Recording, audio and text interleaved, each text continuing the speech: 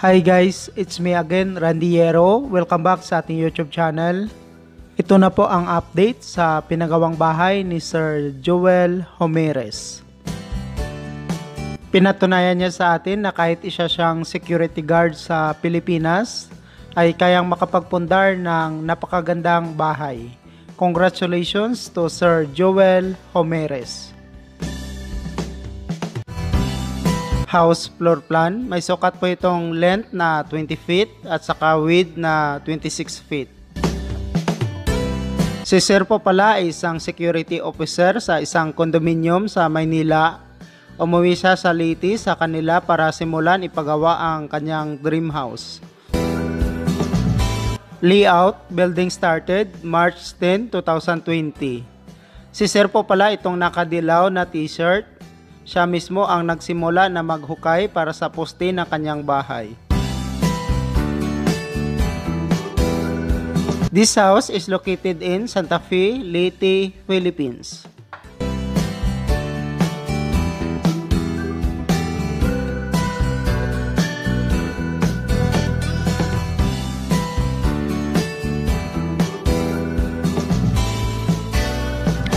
Plinth beam. Gumawa po sila dito ng plinth beam sa pinakailalim ng lupa na nakakonekta po sa bawat poste.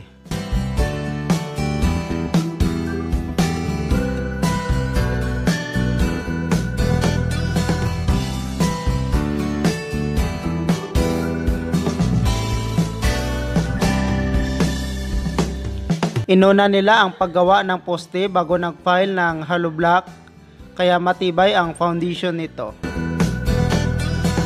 Makikita nyo naman kung gaano kalaki at solid ang mga poste ng bahay. Sa ganitong paraan, maiiwasan po ang pag-crack ng wall nito. Pero sa ganitong paggawa ng bahay, asahan nyo na malaki talaga ang magagasto nyo dito. Pagkatapos gumawa ng mga poste, saka pa sila nag-file ng hollow block gaya po nito. Ito po pala ang material price po natin sa Santa Fe, Leyte, Philippines. Mayroon po itong unit price, kunan nyo lang po ng idea.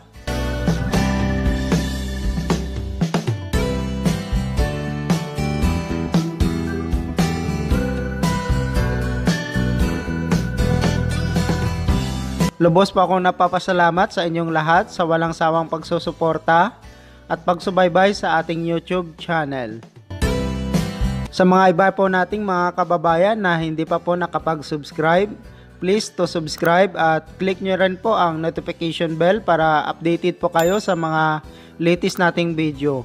Nag-upload po tayo ng 2 o 3 video bawat linggo. Maraming salamat!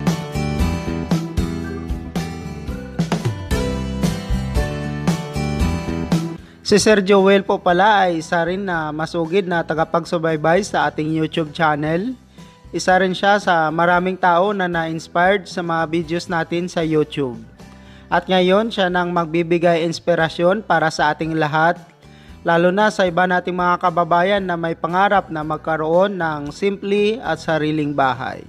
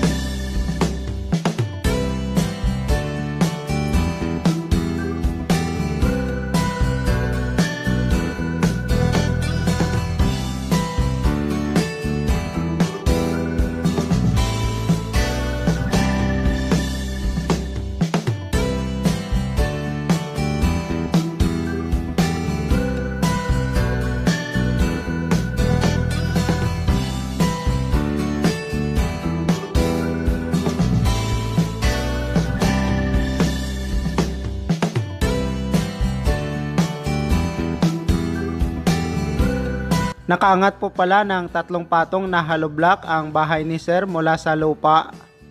Kaya nagpagawa siya dito ng 2-step na hagdan bago po ang flooring ng bahay.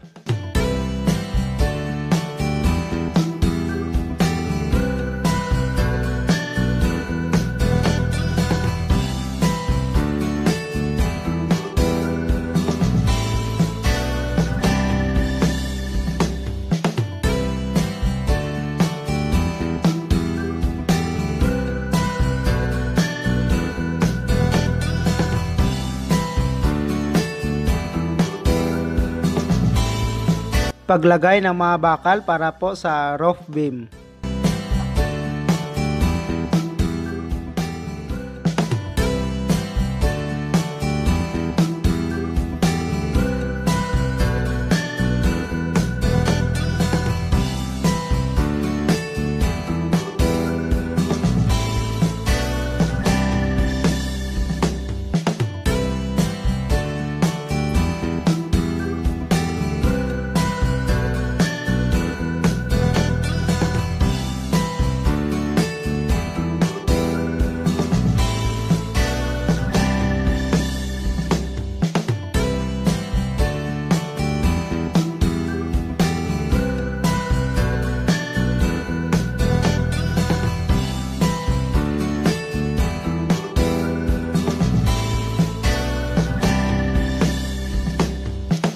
Pagkatapos magawa ng mga bakal ang roof beam, ginawan po nila ito ng formas bago po buhusan ng mix lang simento.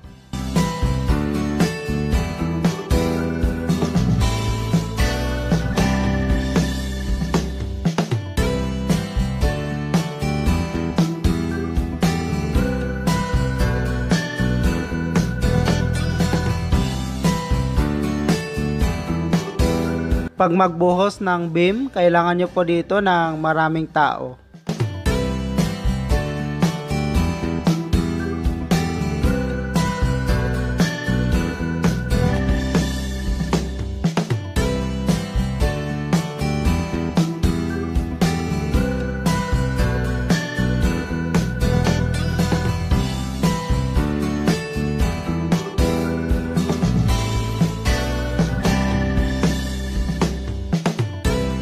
Start finishing or plastering ng bahay.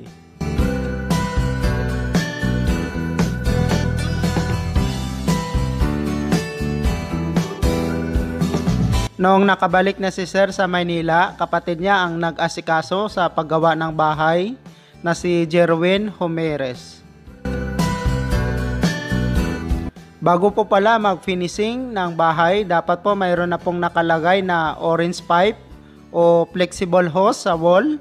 Nakaabang po ito para po sa electricity ng inyong bahay.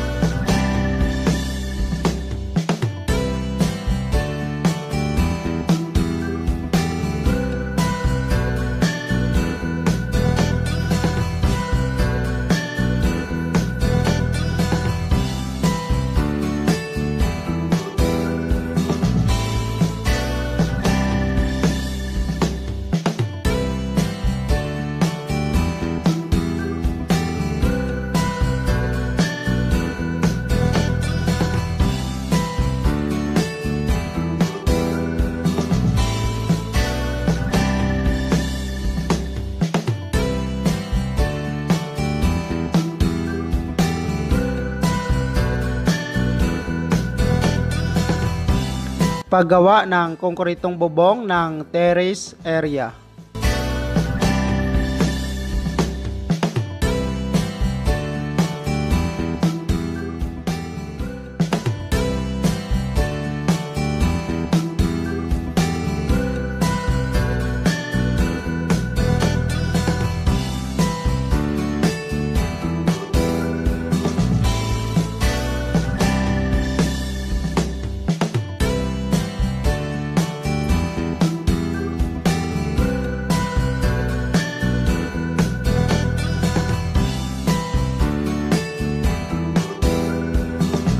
Nagpile ulit sila ng hollow block sa taas para masunod ang disenyo ng bubong nito.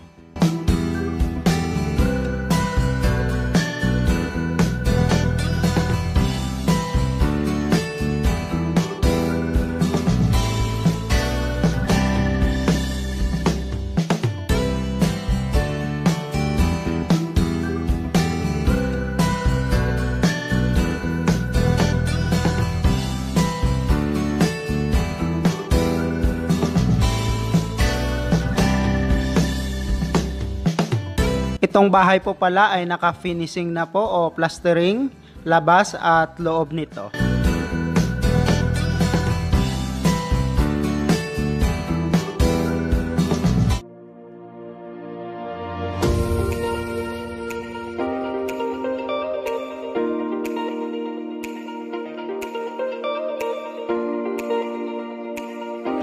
Ito po ang paggawa ng molding para po sa poste ng terrace area.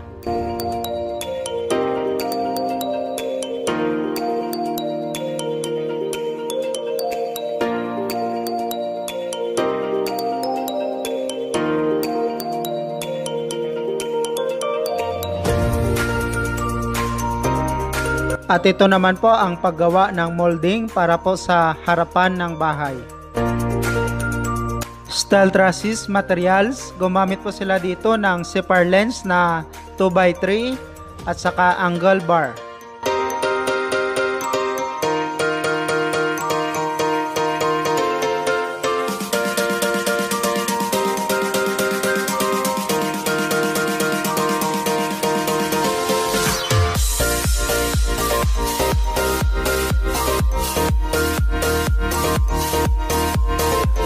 Sinimulan na rin po nila ang pag-install ng steel trusses ng bahay.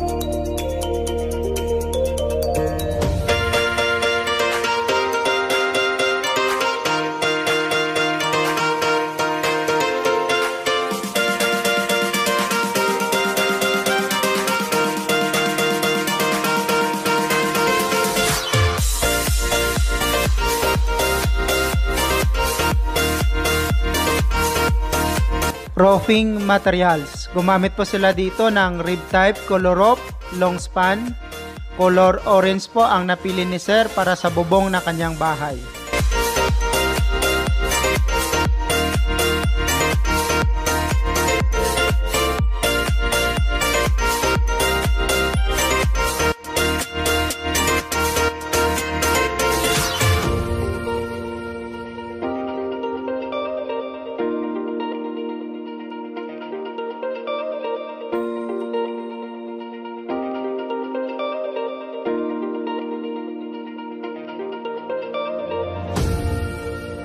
Roofing complete. Sinimulan na rin po nila ang pag-install ng sliding window nito.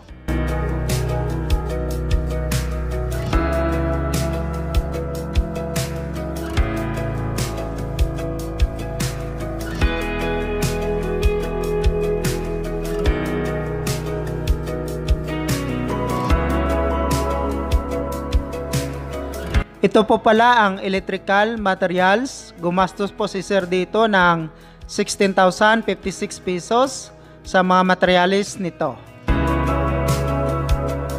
Sinimulan na rin po nila ang pag-install ng electricity.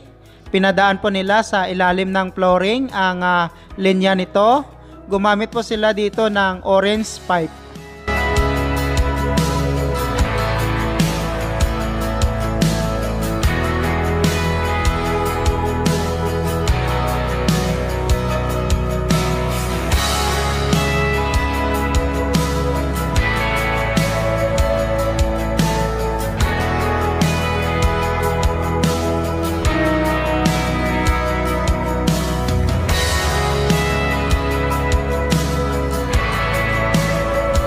Nagsimula na rin po sila sa pag-flooring ng bahay.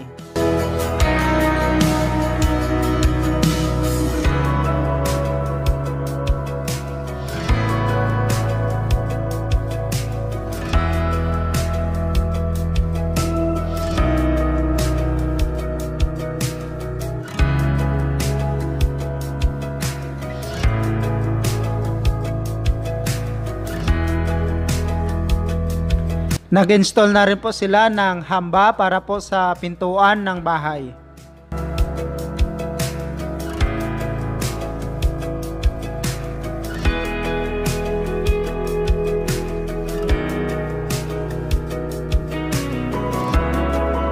At ito naman po ang larawan sa paggawa ng kitchen area.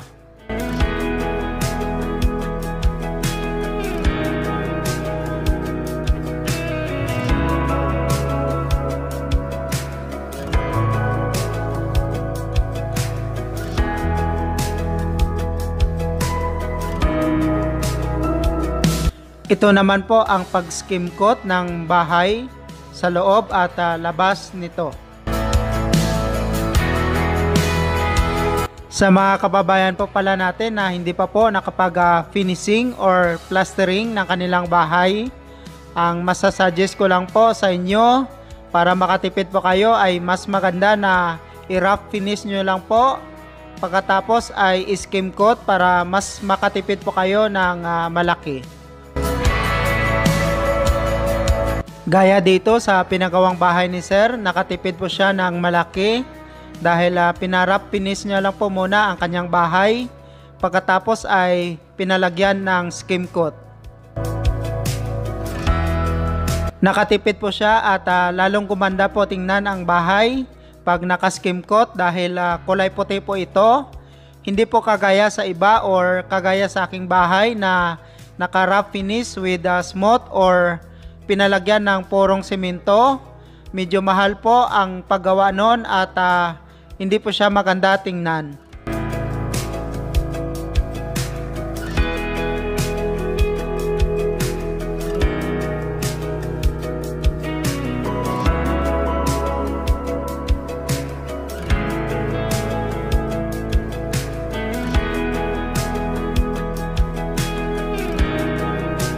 Ito na po ang kinalabasan ng bahay.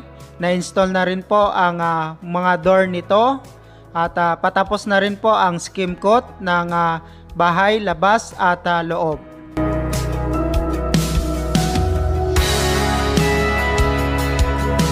Again, ang sukat po ng bahay ay mayroon pong length na 20 feet, width na 26 feet. Mayroon po itong 1 bedroom at saka 1 toilet and bath.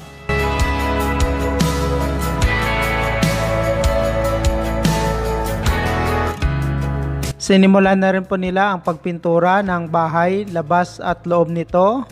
Orange color po ang napili ni Sir para po sa pintura ng kanyang bahay.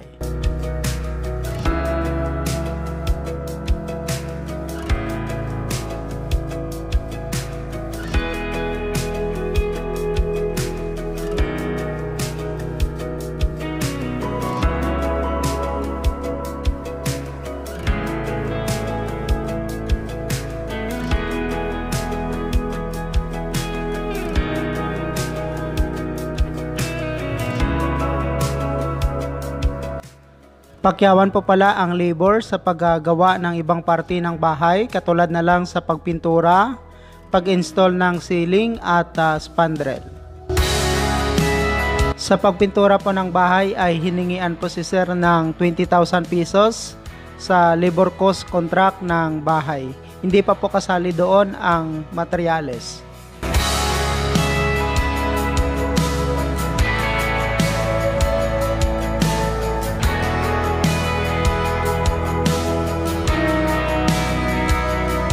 At sa paggawa naman po ng wall design ay hiningian po si Sir ng 12,000 pesos sa labor cost contract. Sa pag-install naman po ng ceiling kasama na po ang spandrel ay hiningian po si Sir ng 25,000 pesos sa labor cost contract. Umabot rin po ng halagang 130,000 pesos ang lahat ng mga materyales sa pagpintura ng bahay, pag-install ng ceiling kasama po ang spandrel at sa paggawa ng wall design. Sa pag-install naman po ng wiring, labor kasama na po ang mga materyales ay gumastos po si sir ng 14,000 pesos. Lubos pong napapasalamat si Sir Joel Homeres sa kanyang pintor na nagpintura na kanyang bahay na si Sir Kim Borja. At gandun din po sa gumawa ng ceiling ng kanyang bahay na si Sir Noel. Nagpapasalamat din si Sir ng lubusan sa kanyang kapatid na nagmanage sa pagpapagawa ng kanyang bahay na si Sir Jerwin.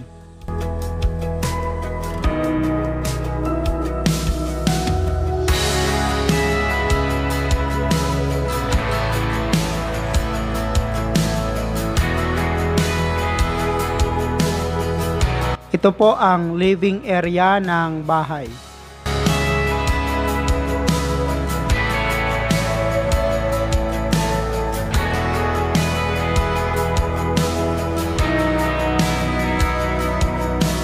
Dining at saka kitchen area.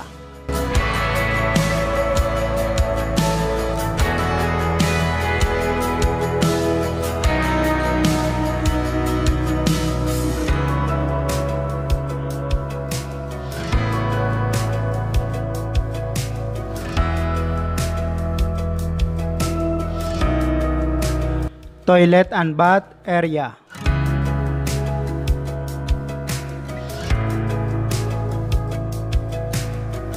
At ito naman po ang bedroom area.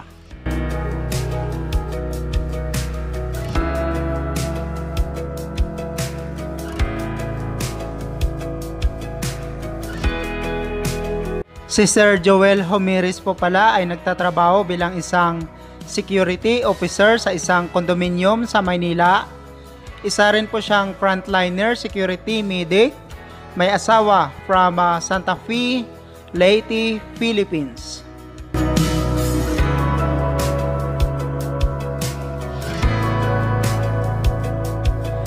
Ito po pala ang kapatid ni Sir na si Sir Jerwin Homeres. Siya po ang nag-asikaso sa pagpapagawa ng kanyang bahay.